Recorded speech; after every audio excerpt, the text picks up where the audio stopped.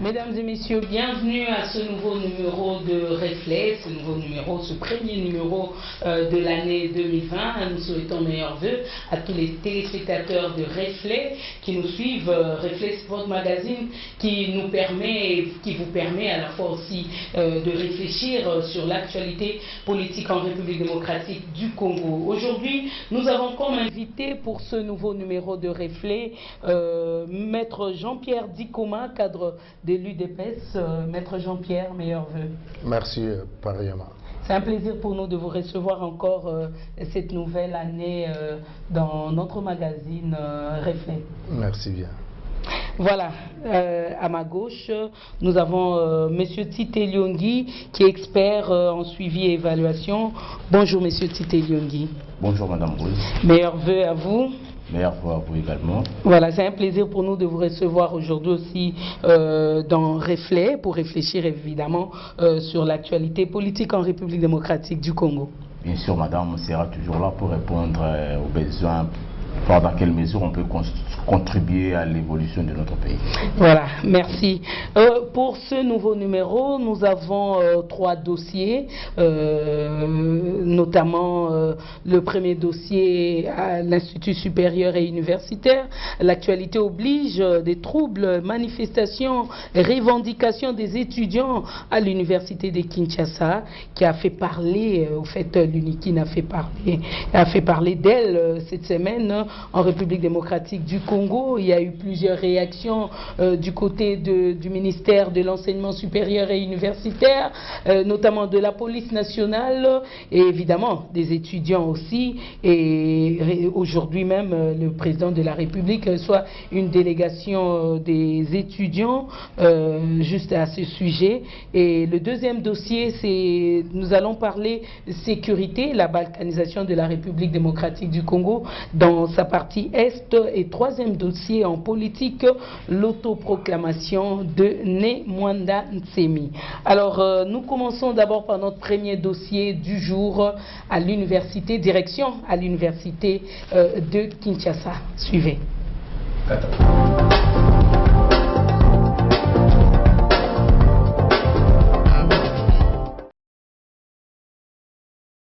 C'est une matinée bouillante à la colline inspirée entre les éléments de la police nationale congolaise et les étudiants de l'UNIKIN cause les refus par les étudiants de la nouvelle grille tarifaire des frais académiques édictée par consensus en date du 19 décembre 2019 entre le comité de gestion, l'association des professeurs, le corps scientifique et le personnel administratif, technique et ouvrier ainsi que la coordination estudiantine. D'après la déclaration du Conseil des partenaires de cette université publiée le vendredi 3 décembre 2019 à l'issue de la réunion présidée par le ministre de l'ESU, Thomas Loaka, il a été décidé que ces frais académiques serviront à assurer son fonctionnement minimum. Ce protocole prévoyait aussi que ces frais devraient être maintenus et payés selon les modalités convenues. Cependant, cette décision n'a pas rencontré l'assentiment de tous, surtout celui des étudiants, d'où ces derniers ont protesté ce lundi 6 janvier 2020 pour revendiquer la baisse de 10 frais, une manifestation qui a mal tourné après l'intervention des éléments de la police nationale congolaise venus maîtriser le débordement. L'on peut signaler quelques blessés par balle et des bâtiments saccagés, voire même incendiés. Cette situation nécessite une attention particulière des autorités compétentes afin de ne pas perturber cette année académique.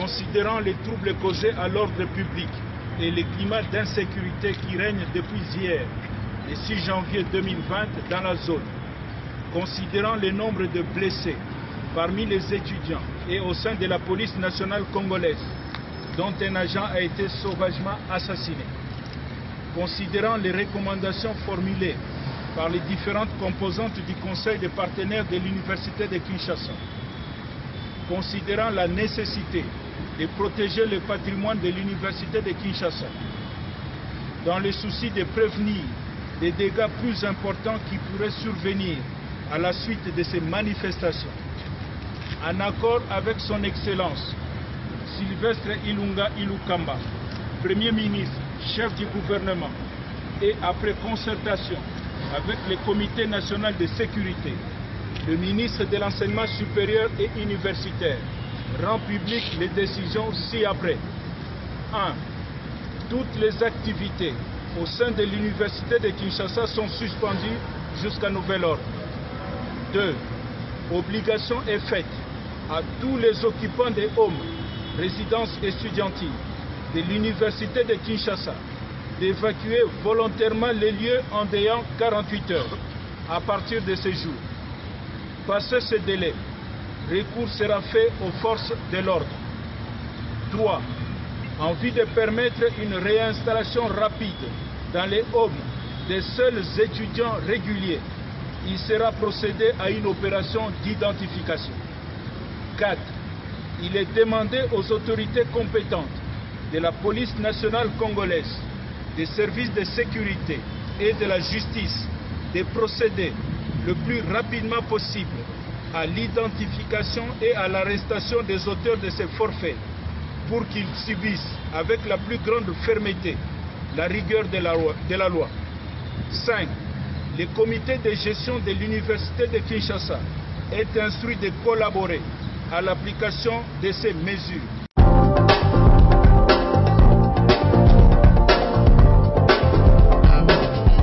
Nous sommes les étudiants de l'université de Kinshasa, résidant ici au home, bien entendu plateau. Nous sommes stupéfiés, bien entendu dossier, et cette déception nous conduit à la colère. Nous avons signé un contrat de logement avec l'université de Kinshasa. Aujourd'hui, on nous dit que nous devons libérer les homes avec un délai de 48 heures. Nous sommes sans ignorer qu'il y a certains camarades qui ont quitté des provinces. Ils n'ont même pas une place pour aller mettre leur tête.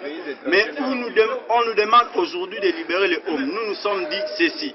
Nous patientons jusqu'à ce que les 48 heures sera épuisé pour que ceux qui sont censés venir nous déguerpir, qui puissent venir. Nous, on ne peut pas rompre un contrat comme ça. Un contrat a été signé entre nous avec l'université et on va aller jusqu'au bout, jusqu'à l'échéance prévue.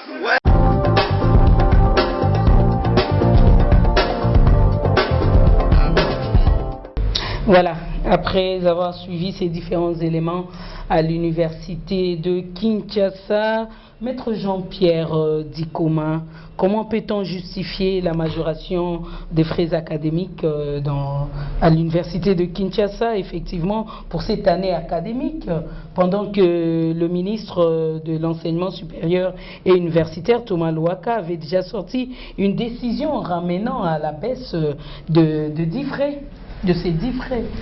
Merci beaucoup pour la question. Je profite d'abord de votre micro pour saluer vos téléspectateurs qui nous ont vus d'il y a une année, parce que nous étions ici l'année dernière, nous en venons pour l'année 2020. Nous profitons de l'occasion pour leur présenter nos meilleurs vœux de l'an 2020.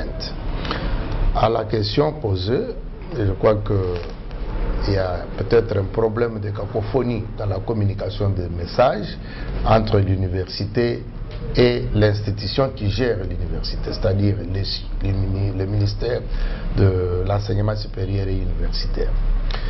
Mais ce qui est marrant est que des revendications qui amènent à des violences sont condamnables. Ce n'est pas normal. Pourquoi? Parce que nos universités, ou bien les étudiants, nous tous, nos filles étudiants à l'université, et il y a 1000 manières de revendiquer. Et les revendications sont constitutionnelles, sont garanties par les lois du pays. Et quand vous revendiquez, il faut avoir des méthodes qui puissent vous épargner à ce que vous soyez demain collé à un comportement de barbarie. C'est ça ce qui n'est pas normal. Je crois que les taux de frais académiques, on parle de 200 quelques 1000 francs congolais. Mais écoutez, madame, l'université n'est pas faite pour le pauvre, c'est pour les riches. Il y a un principe à l'université, on vous dit comme ça que l'université c'est pour les riches. Un principe. Or, oui. Or, En République démocratique du Congo, on étudie à vil frais 200 quelques mille francs congolais. C'est rien. Vous arrivez dans les instituts, donc dans des écoles privées, ici à Kinshasa, où un élève à l'école maternelle, l'école gardienne, on paye pour lui, ou on payait d'ailleurs $500, $1000 pour un élève à l'école primaire. Mais à l'université, on paye 200 quelques mille francs congolais. Et pour revendiquer, il faut qu'il y ait mort d'homme. C'est ce qui n'est pas normal. Les revendications sont garanties, et si vous voulez revendiquer dans le respect des droits qui vous sont garantis par la Constitution de la République. Vous avez vu qu'il y a un policier qui est tué à l'université. J'ai vu avec les bâtons, on lynchait un policier comme lynchait un animal. C'est un comportement de barbarie qu'on ne peut pas encourager. Et il faut condamner avec la dernière énergie ce genre de comportement. Le Congo n'est pas une jungle. Il y a des institutions établies, légalement établies, devant lesquelles vous pouvez aller revendiquer vos droits.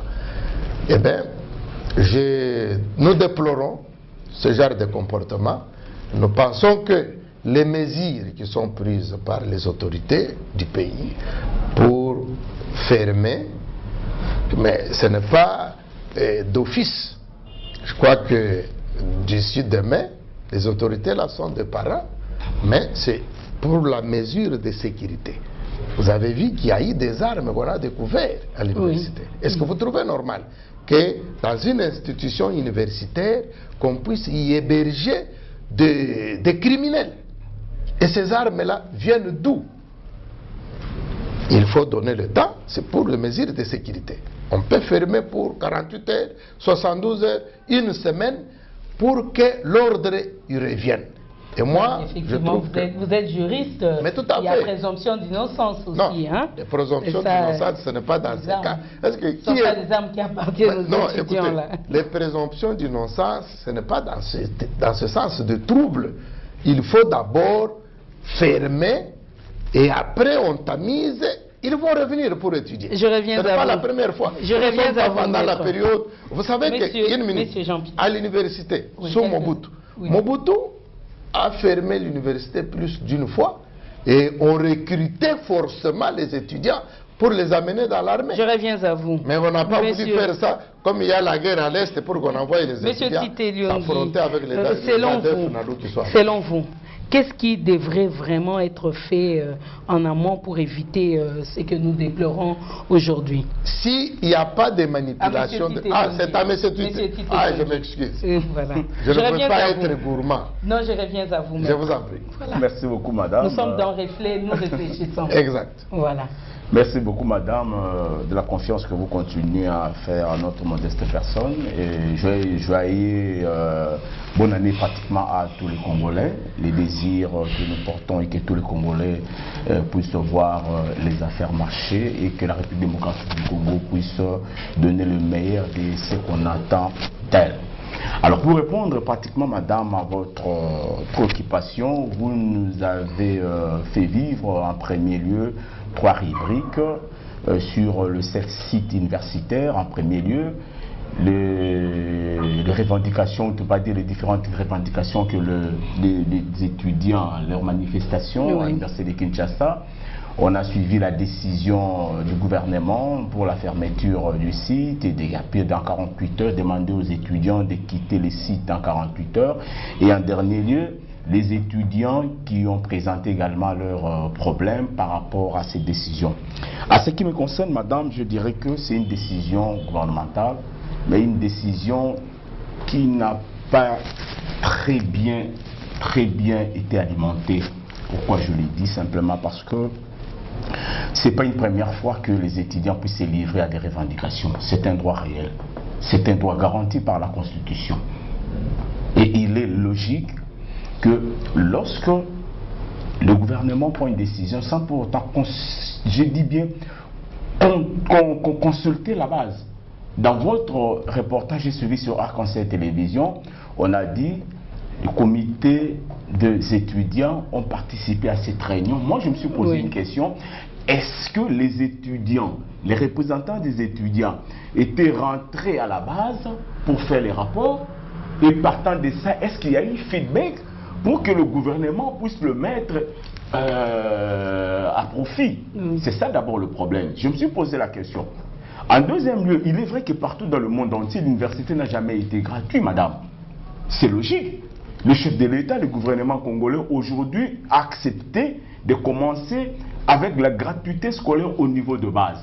Et il est logique au niveau de l'université que les étudiants puissent faire face quand même, faire preuve de bonne foi. S'il m'a été demandé de conseiller au gouvernement, je dirais, peut-être qu'aujourd'hui, avec le plan d'action du gouvernement, ce qui concerne les actions sur l'agriculture par exemple, les facultés comme la faculté d'agronomie par exemple, de l'une des facultés peut être gratuite pour demander à la population congolaise en réponse avec tout ce que nous avons comme espace pour permettre à ce que nous puissions gagner de l'espace. Donc pour répondre à ta préoccupation madame, je dirais la réponse directe, il n'était pas question de fermer les sites universitaires. Il y a des mesures d'accompagnement, il y a les mesures de discussion. Vous étiez avec moi, nous avons suivi à la télévision avec le gilet jaune qui continue à revendiquer aujourd'hui. On a vu effectivement les policiers battus, les grandes rues, les espaces intéressants. Donc ça se passe partout dans le monde. Donc on n'a pas fermé. Et je me suis posé encore la question. La gestion continue parce que mon frère maître Jean-Pierre, il a été aussi avec nous à l'université. Ce n'est pas au gouvernement directement de s'attaquer au problème pour aller directement au niveau des fermetures de l'université. Il y a un comité de gestion qui existe, les étudiants sont en contrat avec les gestionnaires du site. Au-delà de ça, et ceux qui habitent Nord Kivu par exemple, ceux qui sont venus du Bandundu en 48 heures, est-ce que vous leur avez donné le moyen pour de quitter les lieux? Au-delà de ça, madame, si vous dites aujourd'hui que les personnes qui résident dans les sites ne sont pas connues, mais ça c'est une irresponsabilité du gouvernement congolais. Je dis irresponsabilité. Au sein de l'université, il y a une police interne qui existe. Au-delà de ça, il y a les services de sécurité, l'ANER, qui est appelé à être là, à contrôler, parce que ça fait partie des sites stratégiques. L'ANER, quel est le service que l'ANER est en train de fournir à la République démocratique du Congo? Seulement qu'on insulte le chef de l'État. Oh non, on insulte le chef de l'État. Non, madame. Moi, je crois qu'il y a beaucoup de choses qui doivent être mises en orbite, qui doivent être placées pour réellement qu'on dise que les étudiants ont fait les revendications. C'est vrai, nous ne sommes pas d'accord qu'il y ait de morts. Je suis vraiment, je vais m'approcher, madame, aux familles victimes. On a vu les policiers morts, on a vu comme maître Jean-Pierre a dit, un policier qui a été sauvagement battu.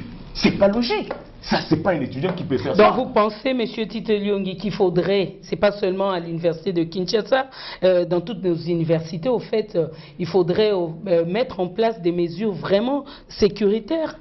D'abord, ce sont, je dis madame, ce sont... Puisque c'est la responsabilité. Voilà, effectivement. Je dis bien, c'est stratégique. Où il y a un certain nombre de jeunes. Madame, il y a un aspect qu'on appelle la psychologie de la masse. Vous savez comment ça se passe? On peut se dire que vous n'avez pas ce comportement de réagir brutalement. Mais le fait que la masse vous entraîne, c'est ça. Alors, pour éviter des genres de comportements, il est important que d'abord les gestionnaires du site doivent avoir un véritable service de sécurité. Il y a les services de sécurité de l'université partout, madame. Si vous êtes à l'UNIKIN, j'ai laissé à notre époque, il y avait Kai qui était là. Kai travaillait avec la NER. Si vous êtes ici à IEC, il y a deux dangers. Je dis deux enjeux. Des dangers et enjeux. À tel enceinte que le chef de l'État aujourd'hui, il a tout intérêt à maximiser ses profits, ses chances pour de prochains électorats. Et vous savez, les étudiants, assez conscients des chiffres électoraux, comment ils contribuent sur les élections. Et si aujourd'hui on conseille au chef de l'État d'avoir ou pas aux décisions gouvernementales, Ça, c'est pas une bonne décision. Le gouverneur de la ville était là. Nous avons suivi le gouverneur de Lubumbashi, comment il s'appelle. Il a réuni les étudiants, il a discuté avec eux. Pourquoi nous n'avons pas cette culture de débat? Cette culture de discussion, ce sont les apprentis, ce sont les gens que nous sommes en train d'apprendre. Et ce sont les gestionnaires de demain. Qu'est-ce qu'on doit faire, madame? L'urgence, c'est de les appeler chaque fois au débat. Quand vous appelez quelqu'un, il faut le faire voir. Le pays a besoin d'argent. Le pays a besoin de ça. Voilà ce que le chef de l'État a fait. Voilà. Bon, à votre niveau, est-ce qu'il faut doubler? S'il faut doubler, pour que qui bénéficie? Madame, permettez-moi. Monsieur Titeling, en quelques secondes. En quelques secondes. Nous avons eu la chance de passer à la colline inspirée. Vous savez ce qui se passe là-bas? Ce sont le professeur et le chef des travaux qui font de l'argent. Si vous n'avez pas de syllabus, est-ce que l'État congolais aujourd'hui a garanti aux étudiants désormais, on ne va plus vous vendre des syllabus? Est-ce qu'il y a une garantie partant de ça? Deuxièmement, madame, par rapport aux problèmes liés à la bourse, nous avons vu Mouzitou payer la bourse. Est-ce qu'aujourd'hui le gouvernement est d'accord? Ok, nous disons le Minerval va avoisiner légèrement à 450 000 ou 400 000 francs congolais. Et en échange, vous aurez votre bourse. Ou soit ceux qui auront de 65 ou à 70%, vous aurez votre bourse. Effectivement, vous avez ajouté pour augmenter les prix. Oui, c'est que vous dites déjà, il y a certains étudiants. Nous avons reçu la réaction de certains étudiants à l'université de Kinshasa qui ont donné ces différentes conditions. Ils sont d'accord d'accepter la hausse des frais académiques, mais avec ces différentes conditions. Donc pas de bourse, pas de frais de syllabus et tout ça. Bon, évoluons. Maître Jean-Pierre Dikoma, qu'est-ce qui doit être fait pour éviter ces genres de situations, afin que ces genres de situations ne se répètent? Je sais que le Congo, c'est vraiment une méga nation où il y a beaucoup de problèmes et lesquels problèmes cherchent des cerveaux pour les résoudre. Et je vous l'avais dit autrefois qu'il y a un principe qui dit que les preuves de force ne résolvent jamais des problèmes, mais plutôt ça laisse des plaies. Mais un jour, la plaie va se cicatriser. Quand vous regardez la cicatrice, vous vous rappelez toujours du problème. Vous voyez cela? Donc, au stade où nous nous retrouvons, et que le gouvernement ait pris le mesure ou des mesures pour fermer l'université. Mais ce n'est pas un fait du hasard. Sur le plan sécuritaire, il ne faut pas minimiser parce que cette fermeture va au profit et de la population et des étudiants, et même par le fait qu'on a trouvé que dans les sites universitaires, il y a des étudiants armés. Les armes là viennent d'où? Qui a doté les armes aux étudiants? À qui revient la responsabilité? Permettez, écoutez, je ne vais pas ici établir la responsabilité de tel ou tel, mais nous voulons à ce que la paix revienne sur le site universitaire. Oui. Qui a doté les armes? Mais vous savez qu'il y a les gens qui aujourd'hui qui ne veulent pas que les choses aillent bien dans le pays. Mais ces gens-là, ces étudiants-là qui ont reçu les armes peuvent être l'objet d'une manipulation, peut-être de certains politiciens. Vous le pensez? Je le pense bien. Moi, je suis politicien, madame. Je te dis, j'organise une marche. Et je vois dans la foule, il y a un groupe de gens. Non, président, nous devons marcher, nous devons aller tout de suite, tout de suite. Je me dis, mais ces gens sont tellement courageux, à tel point qu'ils c'est moi l'organisateur. Allons, tout de suite, le temps passe. Mais quand nous sortons, on ne fait pas 10 mètres. C'est les mêmes là qui disaient allons, qui commencent à nous arrêter. Vous voyez cela? Nous avons de l'expérience. Vous avez vu des... Le problème, c'est lequel? La situation à l'université. Les étudiants de nos universités aiment la facilité, la gratuité comme on l'a décrété au niveau de l'école primaire. Mais même s'il faut y arriver, mais c'est d'une manière progressive. Il ne faut pas brûler les étapes. Les revendications sont bonnes, elles sont constitutionnelles, garanties par la loi fondamentale. Mais il n'est pas dit aux étudiants de revendiquer avec des machettes, comme des koulouna. Ils ne peuvent pas revendiquer non plus avec les armes. Mais ça devient autre chose. Et là, pour qu'il y ait la sécurité, on arrête. On ferme et l'État passe à des mesures draconiennes pour d'abord enquêter, fouiller toutes les maisons où les hommes, les chambres là où les étudiants passent nuit pour savoir qu'est-ce qui se passe là-bas. Mais vous imaginez que, attends, quel est le problème de la banque dans la revendication des étudiants? Qu'est-ce que la banque a fait pour aller détruire des coffres forts? Vous ne voyez pas qu'il y a un problème? Autrefois, vous étiez dans la rue, vous étiez militant, en train de revendiquer, avec les mêmes actions. Aujourd'hui, au pouvoir, nous n'avons jamais pris les armes pour combattre. Écoutez, madame, vous n'avez jamais détruit. Je vous dis, non, la destruction, c'est comme les compatriotes en face de moi disaient qu'il y a un problème de la psychologie de la masse. Mais l'UDPS marchait avec les armes. C'est un mensonge. 37 ans, c'est nous qui étions toujours victimes. Même pas une machette, vous ne pouvez pas brûler juste les pneus. Oui, les pneus, on brûle les pneus, c'est une manifestation. On ne va pas brûler quelqu'un. On est sur la voie publique. Vous n'avez pas saccagé. Aujourd'hui, je l'ai dit. Non, je l'ai dit. Toutes les actions menées par l'UDPS. Nous, on nous infiltrait les gens pour salir l'honneur et le prestige de notre parti. Moi qui vous parle ici, avec le président Tshisekedi, le regrettait plus d'une fois. J'ai dit, monsieur le président, autorisez-nous pour que nous prenions les armes. Sa réponse était laquelle? Ah, nous nous battons pour la même population et nous prenons les armes pour la tuer. Mais ça, c'est une juxtaposition incongrue. Vous ne pouvez pas combattre pour tuer. Et nous voulons continuer notre combat dans la non-violence. Aujourd'hui, ce qui s'est passé à l'université, nous disons, nous condamnons la violence de quelque nature qu'elle soit. Mais il faut que les étudiants apprennent à revendiquer leurs droits. C'est leurs droits qui sont reconnus par la Constitution. Mais il ne faut pas qu'ils prennent des machettes, qu'ils prennent des armes pour revendiquer ces droits. Parce que leurs répondants, c'est le ministère de l'UCI. Ils étaient dans les négociations. Est-ce qu'il y a eu cacophonie, comme je l'ai dit, ou déficit communicationnel avec la hiérarchie pour amener à ce stade-là? Et moi, j'ai félicité l'attitude de la police nationale congolaise. Parce qu'à l'époque du régime sortant, on allait enregistrer plusieurs morts. Vous voyez?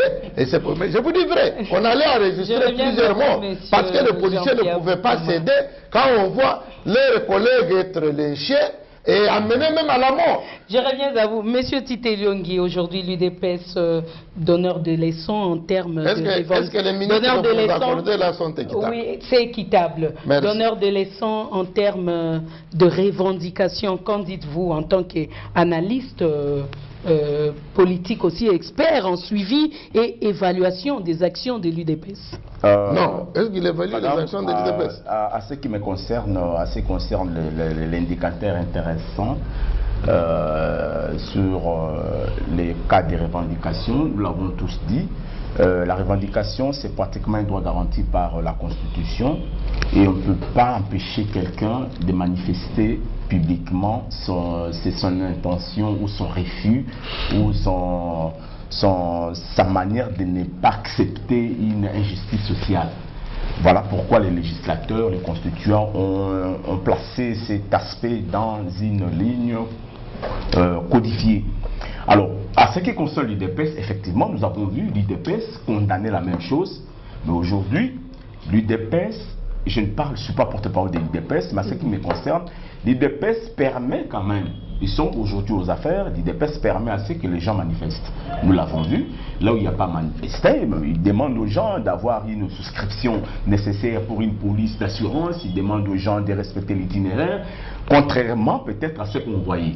Alors pour revenir pratiquement, madame, à un élément que je voulais ramasser de manière lapidaire, à ce qui concerne la revendication des étudiants, le regret, vraiment les regrets ou deux éléments que je vais intervenir, c'est d'abord, je vais commencer par le regret. Le regret, c'est que la vitesse avec laquelle le gouvernement congolais, c'est pour fermer l'université, franchement, c'est pas bon, c'est pas intéressant. Ce n'est pas intéressant, on n'agit pas comme ça. La seule manière pour agir, il faut amener les gens autour d'une même table et discuter. Le chef de l'État a compris, Félix Tshisekedi Tshilombo, il s'est accaparé de la chose. Il ne veut pas qu'il y ait de mort. Il ne veut pas que ses frères Il ne veut pas que ses enfants restent à la maison. Parce que, madame, il y a un aspect très capital qu'aujourd'hui, si vous demandez aux policiers congolais, on connaît le comportement de nos agents. Si vous leur demandez, déjà on a suivi dans votre télévision, vous avez dit, avant même l'expiration des ultimatums de 48 heures, les policiers étaient déjà dans les sites. Et on a vu les actes de vandalisme dont les étudiants ont été victimes. J'ai dit, on a vu, nous les avons dans les réseaux sociaux. Donc, le chef de l'État en tant que premier citoyen a compris. Il ne faut pas laisser cette histoire plus se dégénérer. Ça, c'est un aspect. Le deuxième aspect, madame, c'est que la population, les étudiants, parce que je l'avais dit en amont, les étudiants qui habitent loin, les étudiants qui sont dans des provinces, qui aujourd'hui, avec le bien frigo, quelque chose comme ça, vous leur demandez de partir. Dis-moi, pour que l'étudiant aille où, comme le veut maître Jean-Pierre, pour qu'on les place où?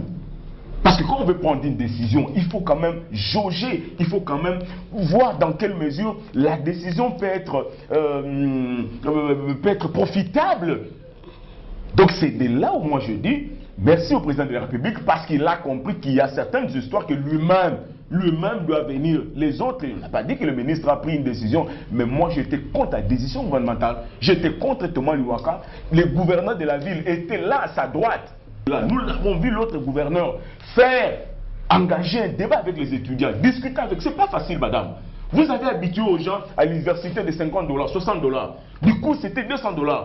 Puis après quelques jours, 400 000, quelque chose qu'on sort. Qu'est-ce qui justifie cela? Et maître Jean-Pierre a dit, il y a eu un problème sérieux sur la communication. Madame, si vous voulez réussir, si vous voulez que vos décisions réussissent, la première des choses, c'est d'abord les cas d'information.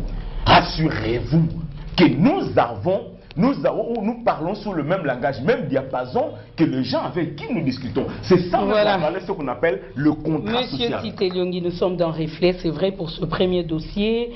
Nous allons conclure ce dossier avec une réflexion. D'abord, je commencerai par monsieur Jean-Pierre Dikoma, maître Jean-Pierre Dikoma, pour conclure ce dossier. J'en appelle au calme pour que l'esprit de passion, qu'on puisse dépassionner le débat, le comportement dans le règlement des conflits. J'en appelle en même temps aux étudiants d'avoir une discipline, parce que ce sont des intellectuels. Aller à l'université, ce n'est pas une mince affaire.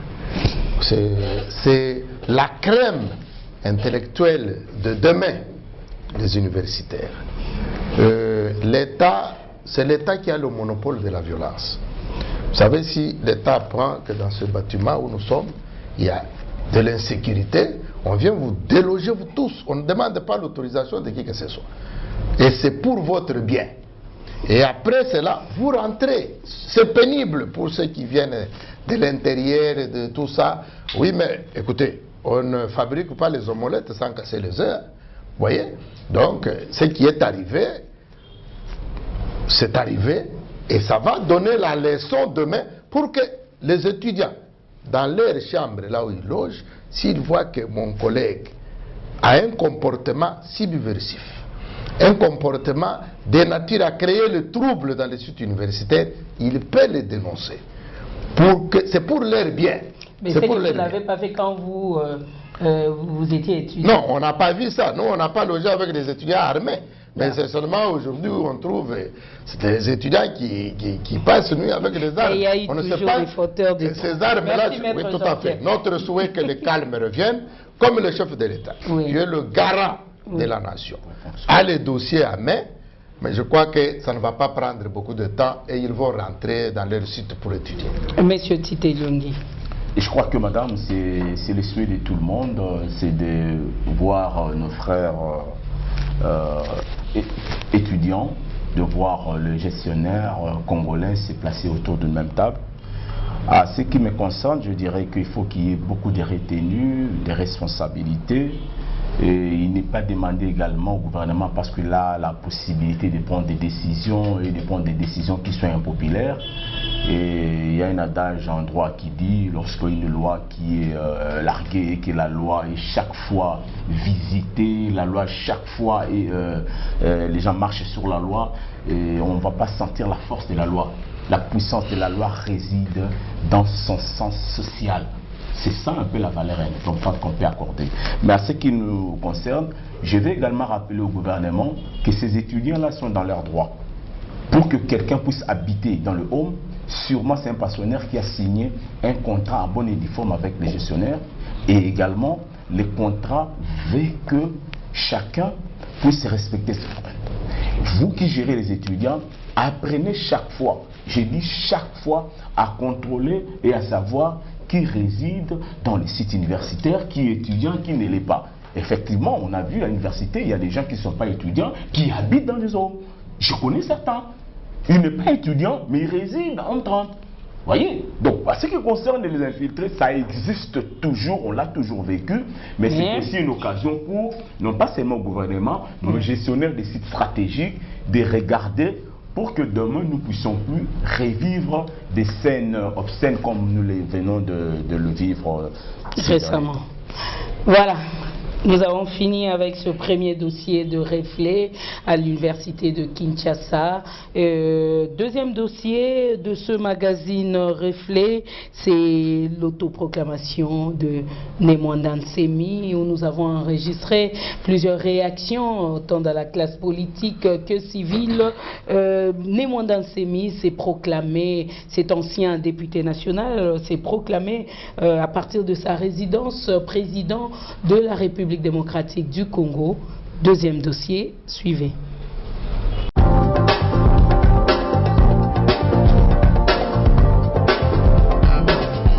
Poursuivi par la justice congolaise pour l'instauration d'une milice, puis relâché avec l'avènement de l'alternance politique en République démocratique du Congo, Zakari Badiengila dit Némwanda Nsemi, leader du mouvement politico-religieux Bundudia Mayala, s'était autoproclamé président de la République démocratique du Congo ce samedi 4 janvier 2020. C'était au cours d'un point de presse organisé à sa résidence.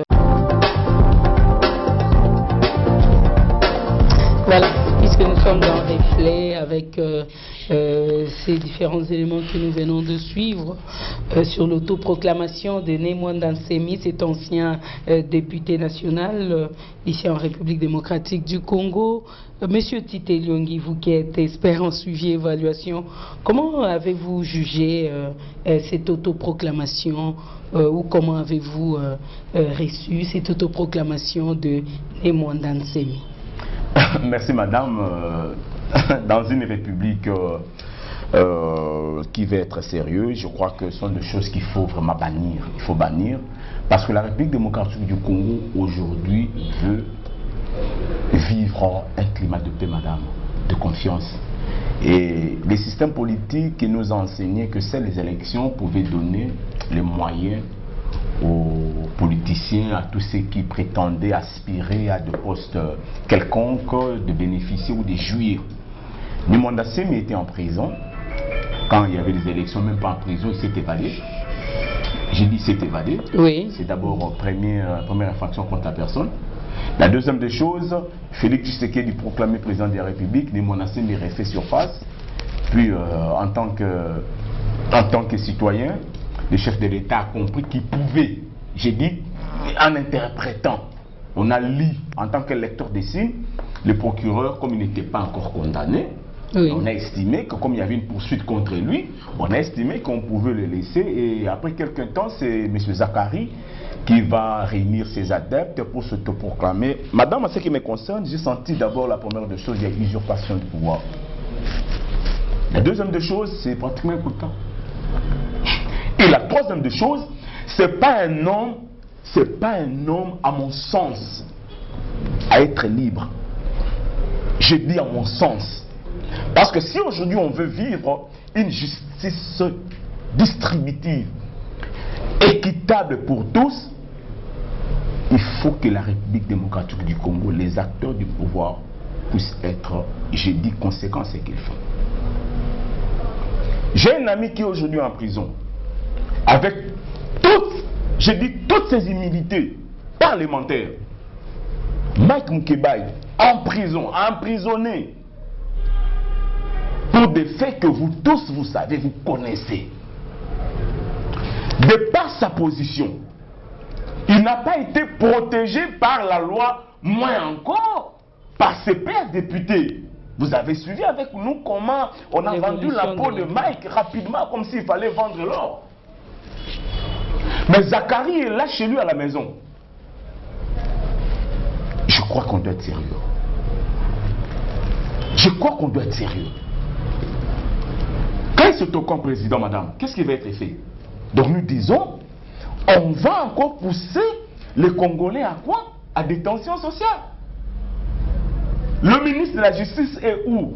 Parce que pour aller vite à l'université, pour chasser les étudiants en 48 heures, le gouvernement congolais est très apte. Oui, il y a des armes qu'on a vues, il y a des choses. Mais lui, le leader Moudidia Congo là, il se prend pour qui, madame? Voilà. Dans un pays où aujourd'hui, nous venons de vivre la station civilisée, madame. Ça, ce sont des indicateurs à suivre évaluation très, je dis, pertinents. Désormais, dans ces pays, on ne peut plus enregistrer des guerres, on ne peut plus enregistrer Félix Tshisekedi est là pour 5 ans, à moins qu'il soit peut-être poursuivi pour haute trahison, quelque chose comme ça. Mais non pas parce que quelqu'un qui vient, il se réveille, c'est lui le matin, il passe ses poudres ou le fou, je ne sais pas quoi, il se te proclame président. Je suis désolé. Merci M. Titeliondi. Maître Jean-Pierre Dikoma, pendant que le pays effectivement s'apprête à commémorer l'an 1 de l'alternance, avec pompe bien sûr, vous êtes au pouvoir.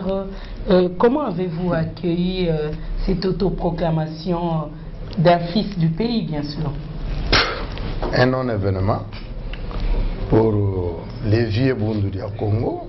J'ai vu en train de crier qu'il est devenu chef de l'État. Vous savez, madame, je considérais ça comme une révolution du palais, autour de la salade mal partagée. Bundu du Congo, est-ce que je peux les catégoriser parmi les hommes normaux? Sa place doit être peut-être à Katouambi ou à Senpepe pour voir si pratiquement pas sa tête ne tourne pas. Parce que, arrêtez, mais comme il est là, il est encore poursuivable. Vous ne pensez pas qu'il y avait, il y a quelque chose qui a déclenché au fait? Non, non, il y a quelque chose dans son cerveau. La chose là est dans son cerveau.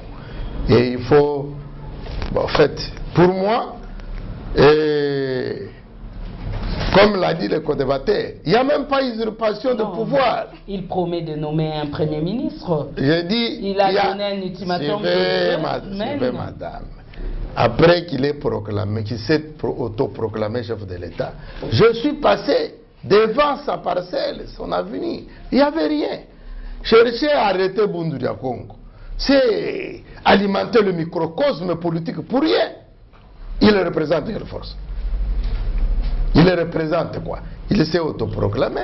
La situation est calme sur l'étendue de la République démocratique du Congo, est calme dans la ville-province de Kinshasa. C'est dire que c'est une folie de grandeur, tout simplement. Est-ce que vous ne pensez pas, peut-être c'est lui qui a élevé la voix, est-ce que vous ne pensez pas, quelque part, il y aurait une certaine, un constat d'une certaine crise sur le plan politique pour avoir constaté, en République démocratique du Congo, parce que nous avons enregistré effectivement Martin Fayoulou qui proposait aussi une voie de sortie de crise. Le dossier de Martin Fayoulou, j'aurais aimé proposer une sortie de crise. J'aurais aimé que la Mouga soit ici pour que je puisse l'affronter en face. C'est pourquoi je parle de la révolution du palais autour de la salade mal partagée. Même Fayoulou est dans ses sacs, dans ce lot de la salade mal partagée. Parce que tout le boucan qu'il est en train de faire, ce sont des repositionnements qui n'est qu'une conséquence logique pour un homme politique. Mais le fait de Bundu du Congo, mais c'est vraiment un passe-temps. Aujourd'hui, comme Bundu du Congo s'est autoproclamé, et on dit non, la police va arrêter Bundu du Congo. Mais c'est toute la ville. Hein, toute la ville qui est intéressée depuis qu'il s'est autoproclamé. Et il y a quoi chez lui là? Il y a quoi? C'est pour cela que j'ai dit c'est une folie de grandeur. Mon problème est que si l'État peut s'intéresser à Bundu, c'est de les prendre, l'amener à l'hôpital, le mettre dans le scanner, voir si sa tête tourne normalement, si ses facultés mentales sont encore normales. C'est ça la préoccupation. Du reste, c'est un non-événement. Un non-événement. C'est un non-événement. Au stade où nous sommes, le Congo a besoin de tout le monde. Nous avons besoin de tout le monde. C'est pourquoi vous avez vu le président de la République, aussitôt à la tête du pays, il a lancé l'appel à tout le monde. Devant témoins, la population a suivi.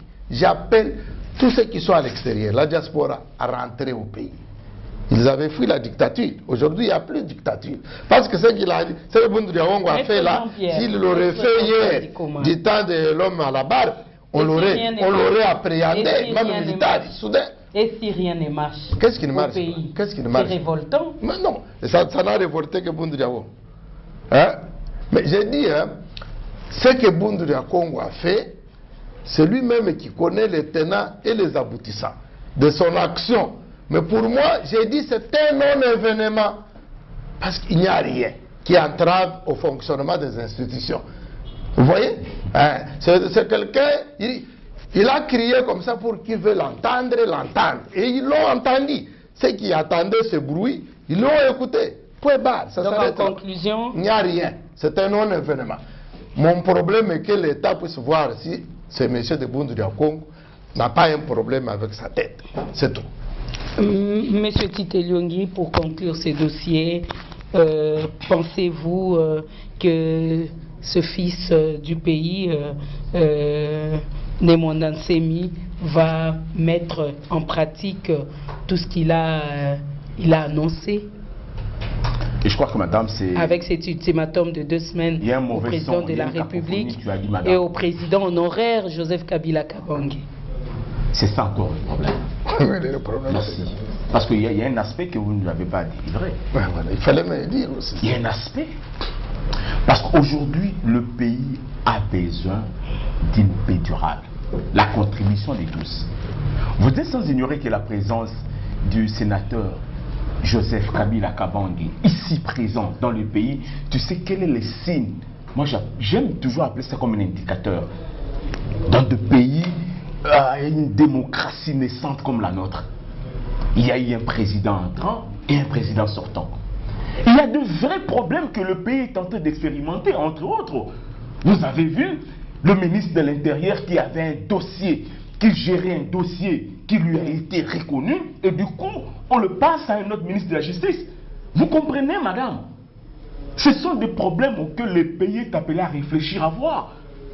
Il y a des problèmes sérieux sur la revendication des étudiants. Il y a un problème sérieux sur des retenues de primes de fonctionnaires. Il y a deux choses, madame. Vous l'amenez avec un homme, Zachary, comme mon co-débatteur a dit, soit il faut l'amener rapidement auprès d'un centre de pénitence pour voir si réellement sa tête. Moi, je veux une pénitence. Parce que c'est le lieu de rééducation. Pourquoi est-ce que vous ne voulez pas attribuer à la prison Makala son sens traditionnel, comme le veut le législateur? Le législateur l'appelle centre de rééducation. C'est-à-dire, en parlant de rééducation, il y a la rééducation mentale, morale, affective, tout ce qui est là. Donc, je crois que, madame, voilà, de la même manière que je dis bien que nous tenons, nous cherchons à tout prix à capitaliser les avancées que notre jeune démocratie est en train de connaître. Oui. On doit faire très attention face aux provocations. On doit faire très attention face au triomphalisme. Faire très attention face aux déclarations qui ne vont pas apporter la cohérence. Zachary, sa place, je dis pénitence.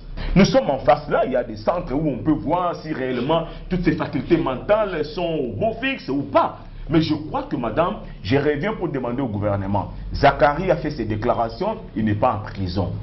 De la même manière, si jamais un autre opposant, je dis si jamais un autre opposant s'est positionné excusez-moi pour la répétition, pour des structures répétitives, comprenez que on doit également faire la même chose.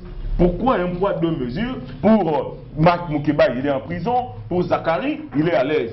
Pour les étudiants, on doit fermer 48 heures. Pour les autres, non, non, non, non, non, non, non. Je crois qu'on veut que le gouvernement soit responsable face à ses responsabilités. Maître Jean-Pierre Joseph. Est-ce que les déclarations de Bundu Congo ont troublé l'ordre public? Point d'interrogation. Pour que l'État puisse s'intéresser à lui. Je dis bien, c'est une déclaration. Il a fait sa déclaration avec une folie de grandeur, où il veut devenir chef de l'État, il rêve.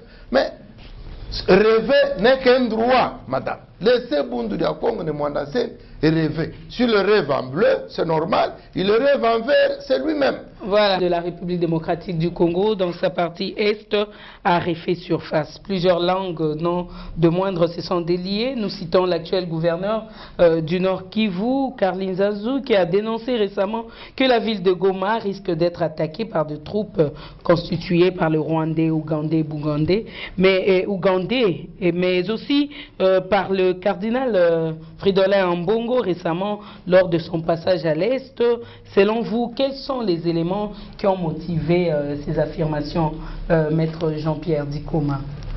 Madame, vous savez très bien que l'Est de la RDC est en proie de violence depuis 1994. Et en 1997, Mouzé Laurent Désiré Kabila nous a amené les Rwandais, les Ougandais et les Burundais dans ce pays. Vous les avez vus.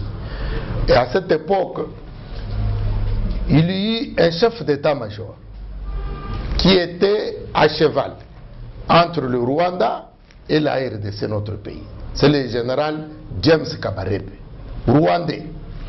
Et les Rwandais, depuis ce temps, il y a eu infiltration dans nos services, à l'armée, dans la police et même les services de renseignement. Il y a des Rwandais, même aujourd'hui, quand nous parlons, qui sont là. Et ça, c'est le fait de l'AFDEL qui nous avait importé cette situation-là. Le régime sortant de Joseph Kabila, 18 ans de gestion, 18 ans de guerre, 18 ans, le sang ne faisait que couler à l'est de la RDC. Aujourd'hui, nous avons l'espoir. Au pouvoir. Quand le président Félix a pris le pouvoir, l'espoir est rené. Mais le sang continue à couler. Mais tout à fait. Écoutez, vous ne pouvez, ce n'est pas comme une baguette magique que vous pouvez attendre que la solution va venir de l'Est comme de cette manière-là. Mais il faut se battre. Et vous avez vu, le chef de l'État a pris des dispositions. Il y avait 10 000 hommes à l'Est. Il en a ajouté 11 000. Ce qui fait 21 000. Nos troupes qui se battent à l'est de la RDC. Et au jour d'aujourd'hui, ils vont de victoire en victoire. La bastion la plus grande de cet ADF Nalou a été conquise. Il y a 2 jours. Et ils sont là, ils se battent. Donc, au lieu de tenir les discours qui puissent être de nature à encourager les hommes armés qui sont à l'est, les FARDC, mais il y a des compatriotes qui amènent les discours de découragement pour décourager l'armée qui se bat. Et ce discours n'est pas normal. Ils ont dénoncé, le cardinal Fridolin Ambongo a dénoncé, même du temps du cardinal Mosengo, c'était le même discours. Mais ce que nous voulons maintenant, c'est quoi? C'est le discours qui soutient la population qui meurt tout le temps, les militaires qui meurent au front, qui se battent pour libérer le territoire national à l'est de la RDC. Vous savez, Mao Tse-tung disait que l'armée la plus puissante du monde, c'est l'armée nationale. Vous ne pouvez, même si vous importez les éléments qui viennent d'à gauche et d'à droite, mais c'est l'armée nationale d'abord sur laquelle on peut compter. Aujourd'hui, voilà. Je vous avoue pour conclure, Maître Jean-Pierre. Ah d'accord, merci. Le temps imparti. Parce qu'il y a beaucoup de choses à parler. Voilà. Monsieur Tite Yongi, si ce projet de balkanisation tient toujours dans les chefs de ses commanditaires, pourquoi ne pas épouser l'idée de l'un des leaders de la Mouka, Adolphe Muzito, celle de faire la guerre contre le Rwanda? Je crois que l'idée d'Adolphe Mosito, le gouvernement l'avait déjà commencé en amont. Peut-être que c'est parce qu'on n'a pas l'œil de l'aigle pour comprendre. Lorsque le chef de l'État a déplacé le poste de commandement, c'est déjà un élément important. Si on veut bien faire la guerre avec le Rwanda, il faut d'abord commencer chez nous-mêmes, en restructurant d'abord les postes de décision, la NER. C'est ça ce qui est important, madame. Dans toutes les ambassades du monde, il y a de postes à l'attaché militaire. Pourquoi? C'est dans les cas de coopération militaire et les États sérieux, qu'est-ce qu'ils font? On infiltre les informations. On met les espions pour comprendre qu'est-ce qui est fait, c'est pourquoi aujourd'hui vous voyez avec les deux grandes puissances au monde, les États-Unis d'Amérique et la Russie, c'est pratiquement chaque année, chaque 2 ans. L'autre est appelé à quitter le territoire dans 48 heures. Tu sais pourquoi, madame? Et je crois que l'idée d'Adolphe Mosito, le gouvernement l'avait déjà fait. C'est-à-dire, en faisant la guerre contre les forces négatives qui opèrent dans nos territoires. Et pour gagner cela, vous êtes sans ignorer que nous sommes en face des généraux affairistes. Nous sommes en face des Congolais qui sont corrompus. Moi, je n'aime pas parler de Rwanda. Moi, j'ai passé un temps quand même à Goma. On a été au Rwanda, madame. Les Congolais qui sont au Rwanda, ils sont bien. Ils traversent Kizeni, ils travaillent, ils dorment à Goma, ils sont à Bukavu. Mais la journée, ils passent leur temps au Rwanda. Le vrai problème, madame, aujourd'hui, parce que nous avons lu un rapport. Oui. Aujourd'hui, le Rwanda exploite les coltons de la RDC, mais il achète à partir de groupes armés. Qu'est-ce qu'on va dire? Est-ce que ça, c'est vraiment un pays vraiment qui veut le développement de la République démocratique du Congo? Nous avons vu le chef de l'État, Félix, faire 2 ou 3 voyages là-dessus. L'urgence, c'était quoi? C'est de rappeler aux confrères. C'est de rappeler à ces pays voisins. Nous avons vu dernièrement. Vous êtes sans ignorer que, madame, aujourd'hui, la RDC est dans ce qu'on appelle isolement économique. Nous n'avons pas encore l'indépendance économique. Je le dis tout haut. Parce que... Dans quel sens? Dans quel sens? Dans quel sens? Le chef de l'État, dans son récent voyage à Bruxelles, par exemple, oui, il a compris qu'il fallait d'abord discuter avec le club d'Anvers. Oui. Plus précisément, la société qui est en charge d'achat et de vente de l'or. Si la RDC doit vendre de l'or, vous savez à quel prix, madame? Et si c'est le Rwanda, à quel prix? Il faut d'abord faire sortir les pays de ces cartons.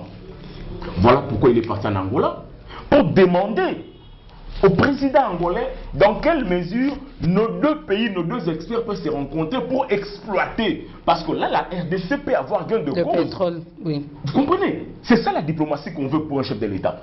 Mais je veux également que le chef de l'État communique.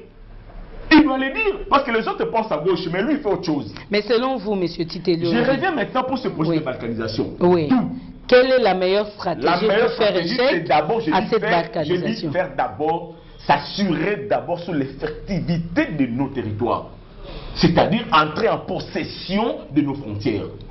Dès que nous allons entrer en possession de nos frontières, c'est à ce moment-là maintenant, on saura qui veut faire sortir nos minéraux de manière frauduleuse. Et pour conclure directement ce dossier... Donc, pour conclure, madame, oui, nous allons dire que la République démocratique du Congo, de part sur papier, est un pays riche, énormément riche, un scandale géologique. Mais, sur le plan pratique, sur le plan de la réalité, la population congolaise est trop pauvre. Et pour parler à cela, madame, parce que vous avez dit qu'on a plus de temps. Oui, en quelques secondes.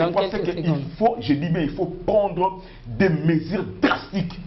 Ces mesures veulent que nous puissions engager une très bonne guerre avec les groupes armés. Nous devons restructurer notre ANER. Nous devons, je dis bien, inculquer nos populations à la culture fiscale. Nous devons apprendre la population à Merci, monsieur Titeliongi. Malheureusement, le temps nous est imparti. Maître Jean-Pierre Dikoma, nous sommes presque à la fin, nous sommes à la fin de ce magazine Reflet. Un mot pour conclure. Pour conclure, je rassure à la population congolaise, à mes compatriotes de l'Est, que que le chef de l'État est au service de la nation congolaise. Et son pouvoir, c'est pour vous aider. Son pouvoir, c'est pour que la paix revienne à l'Est. Et la paix reviendra à l'Est. Cette paix-là va revenir avec le concours de nos forces armées qui sont à l'Est et qui se battent pour que le Congo ait la paix. Le reste, dans la République démocratique du Congo ne sera pas balkanisée. Elle ne sera pas balkanisée. Nous sommes debout pour sauver l'image. Le discours de Mouzito. Mouzito était Premier ministre dans ce pays. Pourquoi il n'avait pas déclaré la guerre? Parce qu'il était avec Kabila dans ce pays. À ce temps-là, il n'avait que le temps pour piller et aller construire et non pas pour se battre pour que l'Est soit sauvé. Hein? Oui, Mouzito était ici. Il n'a pas eu le courage de hausser le ton pour dire allons. Mais Mouzito, comment il peut se comporter comme un homme paix intellectuel? Parce qu'il sait qu'il y a des instruments internationaux. Nous ne pouvons pas aller importer la guerre à l'Est, au Rwanda. Nous sommes les respectueux de ces textes. Vous comprenez bien? Ces textes-là, nous ne pouvons pas aller au-delà. Nous avons une armée, que cette armée-là, ils ont tué Mamadou Ndala, ils ont tué les gens qui se battaient pour qu'on puisse reconquérir l'Est. Voilà. Aujourd'hui, nous avons les vaillants qui se battent et vous verrez que demain, l'Est sera concerné pour les Congolais et il va rentrer au Congo. Et les drapeaux flottent partout où les FARDC prennent, ils érigent le drapeau de la RDC. Merci, monsieur Jean-Pierre Dikoma. Je rappelle, vous êtes cadre de l'UDPS. Monsieur Tite Lyongi, un mot pour conclure. En 2 secondes. En 2 secondes, merci beaucoup. Je ne vais pas répondre à Maître Jean-Pierre. Dans une prochaine émission, bien sûr. Dans une prochaine émission, Mouzito, effectivement, il a dit une vérité que les autres n'ont pas voulu dire. Il fallait faire la guerre. Et pour commencer la bonne guerre, il faut d'abord reconquérir votre territoire. Et après, si le Rwanda veut continuer à ménager les désordres dans le pays, je pense qu'il faut faire la guerre contre le Rwanda. Et c'est clair. Merci, monsieur Tite Lyongi. Vous êtes expert en suivi et évaluation. Merci d'avoir répondu à notre invitation.